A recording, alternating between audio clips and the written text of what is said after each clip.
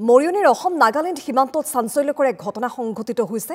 অস্ত্ৰধাৰী নগা দুৰ্বৃত্তই অপহৰণ কৰিলে 4জনকৈ অসমীয়াক। আমি জনাইছো এই খবৰ মৰিয়নিৰ অসম নাগালেণ্ড সীমান্ত পুনৰবাৰ অশান্ত হৈ পৰা পৰিলক্ষিত হৈছে। অসম নাগালেণ্ড সীমান্তত এক চাঞ্চল্যকৰ ঘটনা সংঘটিত হয়। অস্ত্ৰধাৰী নগা দুৰ্বৃত্তই অপহৰণ কৰিলে 4 অসমীয়াক। এই খবৰ জনাইছো এক চাঞ্চল্যকৰ ঘটনা। অসমৰ ভূমিত পুনৰবাৰ নগাৰ আগ্ৰাসন দেখিবলৈ পোৱা গৈছে। নগাৰ আগ্ৰাসনক বাধা দিয়াৰ বাবে অপহৰণ কৰা হ'ল। চেলেংহাট ৰামখাম ৰজাবাৰীত এই ঘটনা। অপহৰণ কৰা হৈছে জয়দীপ পাটৰ তাঁতী, আকাশ পাটৰ তাঁতী, সঞ্জীৱ পাটৰ তাঁতী আৰু বিক্ৰম প্ৰধান নামৰ এজনক অপহৰণ কৰা হয়। নগাৰ বেদখলকৃত ভূমিত থকা জেওৰা উঠাই দিছিল লোককেইজনে। আৰু এই ঘটনাক কেন্দ্ৰ কৰি সীমান্তত এতিয়া ব্যাপক উত্তেজনা দেখিবলৈ পোৱা গৈছে। আৰু এই সন্দৰ্ভতে সবিশেষ জানিবলৈ এই মুহূৰ্ত ফোন লাইনৰ জৰিয়তে সংযোগ স্থাপন কৰিছোঁ সতীৰ্থ সাংবাদিক কল্লুলৰ সৈতে। কল্লুল দেৱ, আপোনাৰ পৰা কথাখিনি জানিবলৈ বিচাৰিম। অসম নাগালেণ্ড সীমান্তত এনেধৰণৰ আচলতে নগাৰ আগ্ৰাসনে কোনো নতুন কথা নহয়, ইয়াৰ পূৰ্বেও আমি দেখিবলৈ পাইছোঁ। কিন্তু এইবাৰ ঘটনাটো কি, কেনেদৰে সংঘটিত হ'ল, কি কাৰণে এই উত্তেজনাৰ সৃষ্টি হৈছে, সামগ্ৰিক কথাখিনি আপোনাৰ পৰা বিস্তৃত ৰূপত জানিবলৈ বিচাৰিম। হয় তৃষ্ণা, সঠিক কথা কৈছে আপুনি। আচলতে মৰিয়নি অসম নাগালেণ্ড যিটো সীমান্তৱৰ্তী দিছয়ভেলী সংৰক্ষিত বনাঞ্চল বা তিৰুহিল সংৰক্ষিত যি বনাঞ্চল আছে, এই বনাঞ্চলত কিন্তু এনেধৰণৰ ঘটনা সংঘটিত হৈয়ে থাকে। কিন্তু প্ৰত্যেকবাৰে এনেধৰণৰ ঘটনা অসমীয়া গাঁৱত আহি কিন্তু নগা দুৰ্বৃত্তই সন্ত্ৰাস চলোৱা আমি পাইছোঁ। আৰু যোৱাকালিও একে ধৰণৰ ঘটনা এটা সংঘটিত হৈছে, যি মৰিয়নি চেলেংহাটৰ ৰংখাম ৰজাবাৰী 4 নং লাইনত।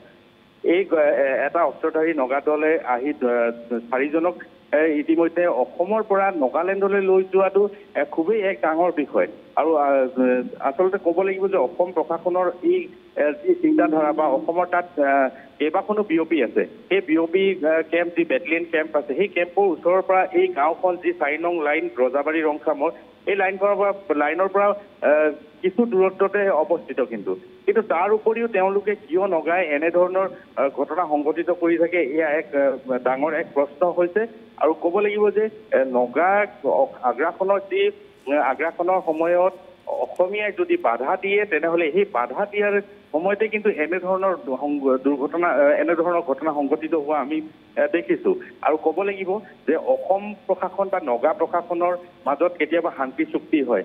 সেই শান্তি চুক্তি আচলতে অৰ্থটো ক'ত থাকিল, যিহেতুকে অসম আৰু নাগালেণ্ডৰ মাজত শান্তি চুক্তিত কিন্তু চৰকাৰী বিষয়াৰ পৰা আৰম্ভ কৰি যি মন্ত্ৰীসকল আছে, তেওঁলোক কিন্তু সেই শান্তি চুক্তি বা শান্তিৰ যি কমিটি থাকে, সেই কমিটিত কিন্তু তেওঁলোক একোজন সদস্য। কিন্তু সদস্য থকাৰ পিছতো আচলতে অসম নাগালেণ্ডৰ যি এই ধৰণৰ এক ঘটনা খুবেই এক নিন্দনীয় ঘটনা, যিহেতুকে অসমৰ পৰা কিন্তু অসমীয়াক নগা লোকে আহি অসমৰ ভূমিৰ পৰা কিন্তু অপহৰণ কৰি অস্ত্ৰ দেখুৱাই ভাবুকি প্ৰদান কৰি লৈ যোৱাৰ ঘটনাটো খুবেই কিন্তু এক চিন্তনীয় হৈ পৰিছে। আৰু বিষয়টো কিন্তু খুব গম্ভীৰ বিষয়, যিহেতুকে অসম আৰু নাগালেণ্ডৰ সীমা যি ৰংখামৰ যি ৰজাবাৰী অঞ্চল লাগি আছে। আৰু তাতেই নিশ্চিতকৈ কল্লুল দেৱ, এটা স্পৰ্শকাতৰ বিষয়, কাৰণ দীৰ্ঘদিনৰ পৰা এই বিষয়টোক লৈ চৰ্চা চলি আহিছে। অসম নাগালেণ্ডৰ মাজৰ শান্তি চুক্তিৰ কথাখিনিও আমি কৈ আহিছোঁ, কিন্তু তাৰ পাছতো এনেধৰণৰ কথা আচলতে খুবেই উদ্বেগজনক। আৰু এই ঘটনাৰ পাছত এতিয়া প্ৰশাসনে তাত কি ব্যৱস্থা গ্ৰহণ কৰে, যিসকল সীমান্তমূৰীয়া অসমীয়া তেওঁলোকক লৈ তেওঁলোকে কি ব্যৱস্থা গ্ৰহণ কৰে, খুবেই গুৰুত্বপূৰ্ণ হ'ব। কল্লুল দেৱ, এই মুহূৰ্তত ধন্যবাদ জনাইছোঁ।